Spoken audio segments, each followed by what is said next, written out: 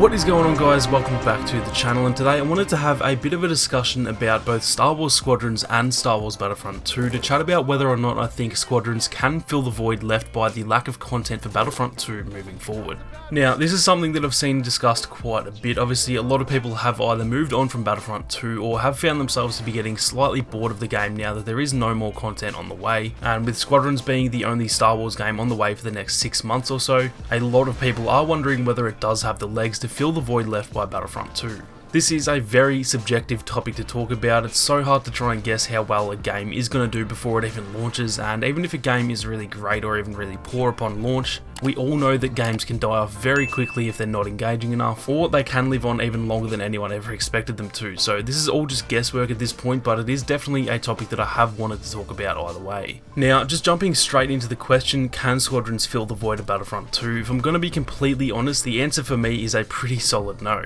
Now, that sounds like a very bad thing for the game, but just hear me out before you do judge Squadrons too harshly. Star Wars Squadrons is probably one of the more unique Star Wars games that has come out in my lifetime, or at least since I've been of age to be playing a lot of video games on a regular basis, and the main reason for that is that it is a very niche type of game. If you look at Battlefront 2, it has elements of a first-person shooter, third-person shooter, vehicle gameplay across both ground and air vehicles. It has all areas covered, it has heroes, reinforcements and regular troopers, small scale game modes for both troopers and heroes, large scale game modes with both of those combined. Overall, it just kind of has something for everyone, which is probably a lot of the reason why it's done so well over the last couple of years when it comes to retaining its player base, even through the pretty rough period that it had around launch. When you compare that to Squadrons though, it is made for a very small niche community of people, being those of us who are into the starfighter sort of flight simulator type of genre, which even just going by the numbers of Battlefront 2's game modes, you can tell that's a very small pocket of the community, seeing as Starfighter Assault was probably one of the least played game modes in Battlefront 2,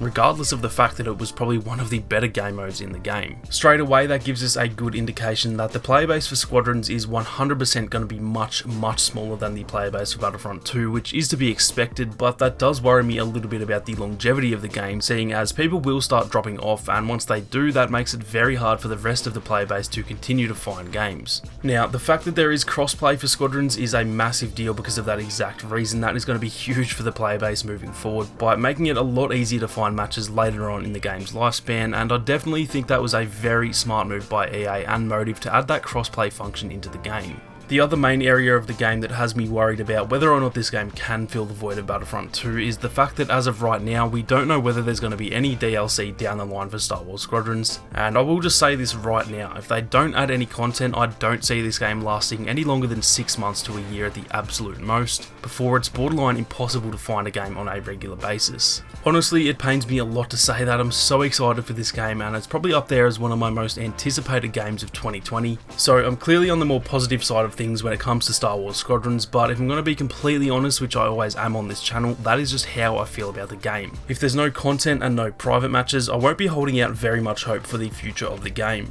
Now, the base game itself, as in what we'll be getting at launch, the gameplay, the immersion, the customization of your starfighters and your characters, the team-based strategic elements, all of that is genuinely very good in this game. I was actually pretty blown away by how deep the gameplay was and how much more customization there was than I initially expected. So I think the launch hype and the actual quality of the game will result in a pretty successful game from October all the way through until 2021, which will at least fill that void for the first few months after launch. Whether that can continue into the rest of 2021 though, I'm honestly just really on the fence about that right now, and like I said earlier, I just honestly don't think this game is gonna have the legs to last for a really long time, and keep us all entertained for as long as Battlefront 2 did, simply because there's only 7 maps, 4 classes and 2 game modes, with no news of content on the way like I said. Now, if there was a private match function, this might be a whole other story, because we'd be able to host a ton of different events within Star Wars Legions, and I think by growing that over time and getting a really great community vibe over there, you'd be able to really extend the lifespan of the game by just having constant tournaments and fun little events, as well as providing a place for people to meet new players and make friends and all that good stuff, but we just don't know yet whether private matches are going to be in the game or not. If there are no private matches, that makes our job so much harder at Star Wars Legions, and therefore it probably makes it harder for us to help extend the lifespan of the game with those kinds of events. And so that combination of no content and no private matches really is going to be a killer when it comes to the longevity of Star Wars Squadrons. Overall, overall, like I said, I don't think Squadrons does have what it takes to fill that void left by the lack of content in Battlefront 2. It's nothing to do with the actual quality of the game though, because like I said, the core experience of the game is really great and that was actually much better than I expected. But the fact that it is made for a niche audience, as well as the fact that there seems to be no plans for DLC or private matches, all of that in combination is going to make it pretty hard for this game to be a staple of Star Wars gaming for years to come, which is pretty unfortunate to have to say. Don't be discouraged by me saying all of that though. I do still think if you love Star Wars and if you love gaming, then the game is absolutely worth the $40, but I just don't think it's the type of game we'll be playing 2 to 3 years from now on a daily basis.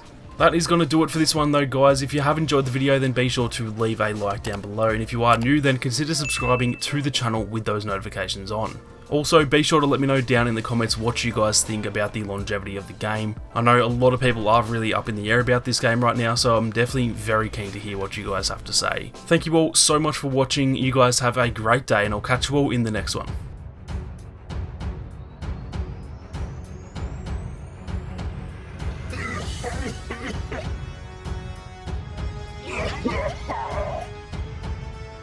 Crush them! Make them suffer!